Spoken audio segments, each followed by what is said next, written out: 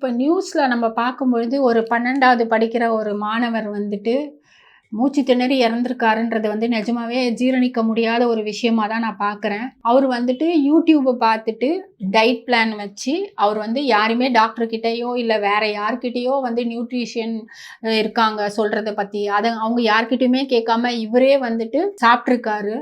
அது எதனால் வந்தது நமக்கு தெரியாது. ஆனால் ஜென்ரலாக ஒரு விஷயம் சொல்லணும் அப்படின்னா கண்டிப்பாக நீங்கள் வந்து இந்த யூடியூப்பில் பார்த்துட்டு இப்போ நான் சொல்கிறதையே கூட நீங்கள் வந்துட்டு யோசிச்சு பாருங்க. அதில் எத்தனை உண்மை இருக்குது நீங்கள் ட்ரை பண்ணி பாருங்க.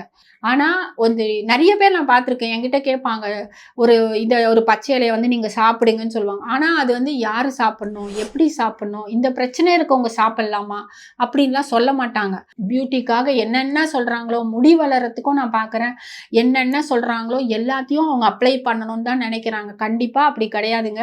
அவங்க வந்து ஒரு ஜென்ரலாக ஒரு கான்செப்ட் இது இருந்தால் நீங்கள் இதை போடுங்கன்னு சொல்லுவாங்க, அவ்வளோதான். ஆனால் நமக்கு வந்து அது செட் ஆகுமா, இந்த வயசில் நம்மளுக்கு இது இருக்குமா அப்படின்னு சொல்லிட்டு எல்லாருமே யோசிச்சு பாருங்க. நானுமே வந்து சொல்றது வந்து நானே கண்டுபிடிச்சி நான் சொல்றது இல்லை.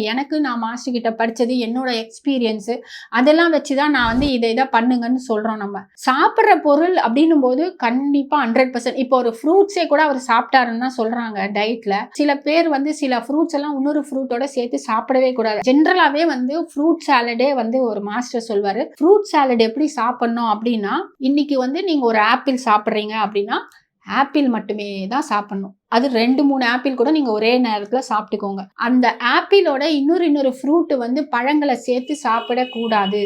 ஏன்னா ஒரு ஃப்ரூட்டுக்கும் ஒரு தன்மை இருக்கு. ஸோ எல்லாத்துக்குமே வந்து ஆப்பிளுக்கு இருக்கிற குணம் அதுக்கு இருக்க என்னன்னா, அது வந்து ஒன்று சீக்கிரமா டைஜஸ்ட் ஆகிடும், இன்னொன்று வந்து லேட்டாக டைஜஸ்ட் ஆகிடும். ஸோ தட் அது வயிற்றுலயே ஸ்டே ஆகும்னு சொல்றாங்க. ஸோ இது எத்தனை தூரம் உண்மை இருக்கு அப்படின்றது நீங்க வந்து பாருங்க. ஒரு நியூஸ் மட்டும் தான் தெரியும், அதனால அங்க என்ன நடந்ததுன்னு நமக்கு தெரியாது. அவருக்கு என்ன ப்ராப்ளம் இருந்திருக்கலாம்னு தெரியாது. ஸோ அவருக்கு வீசிங் ப்ராப்ளம் இருந்திருக்கா, லங்ஸ் ப்ராப்ளம் இருந்திருக்கா, ஸோ லங்ஸுக்கு தேவையில்லாத ஒரு பழத்தை சாப்பிட்டுட்டு அது அதிகமாக இருக்கலாமா அப்படின்னு நிறைய கேள்விகள் தான் நம்ம மனசுல எழுது. இப்போ பழங்காலத்துல பார்த்தீங்கன்னா சித்தர்கள் இருந்தாங்கல்ல, அவங்கெல்லாம் எப்படி அவங்களோட மருத்துவ முறை எப்படி இருந்ததுன்னா, இப்போ நான் ஒரு தலைவலின்னு சொல்லி நான் போயிருக்கேன், என்னோட ஃப்ரெண்டும் தலைவலின்னு சொல்லி வந்திருக்காங்க. 2 பேருக்கும் வந்து ஒரே தலைவலி மருந்து கொடுக்கவே மாட்டாங்க. அதுதான் உண்மையான சித்தா. ஸோ அவங்க என்ன பண்ணாங்க, ஏன்னா எனக்கு இந்த மாஸ்டர் சொல்லி தான் எனக்கும் தெரியும்.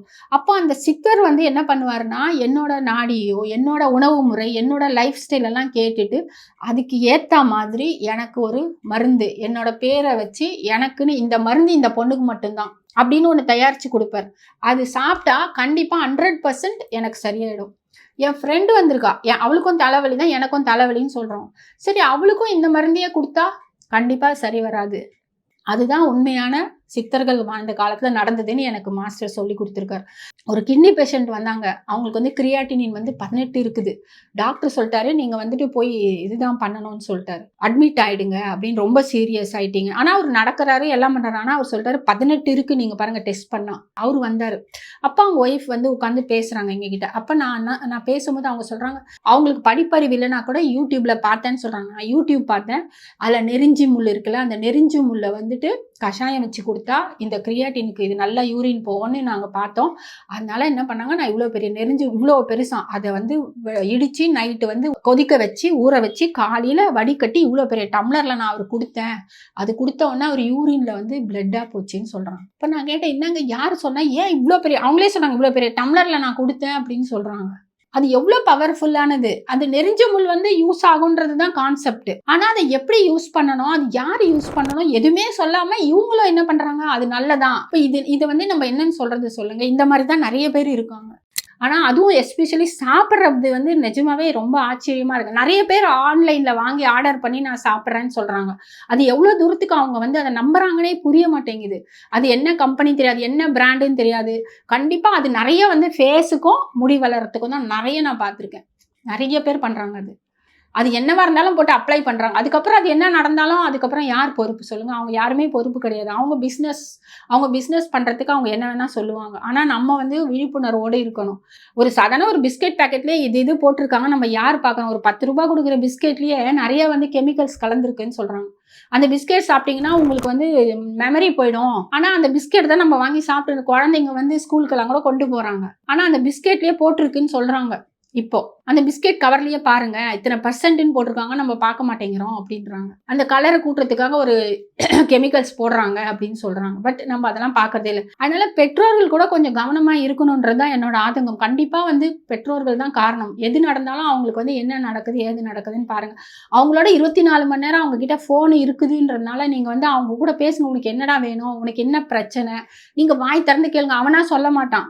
ஆனா நம்ம தான் கேட்கணும். நம்ம குழந்தைங்க பத்தி நமக்கு தான் தெரியும். ஆனா நம்ம பெற்றோர்களுக்கும் டைம் இல்லை நம்ம ஓடிக்கிட்டே தான் இருக்கிறோம். அதனால தயவு செஞ்சு வந்து நம்ம வந்து கவனமா இருந்தா மட்டும்தான் நம்ம இந்த உலகத்திலேயே வாழ முடியும். எல்லா விதத்திலயும் சொல்றேன். எல்லா இதுலயுமே வந்து விஷயத்துலயுமே கூட நம்ம கவனமா இருக்கணும். நம்ம கவனமா இல்லைன்னா கண்டிப்பா நம்ம கையை விட்டு தான் போகும் எல்லாமே.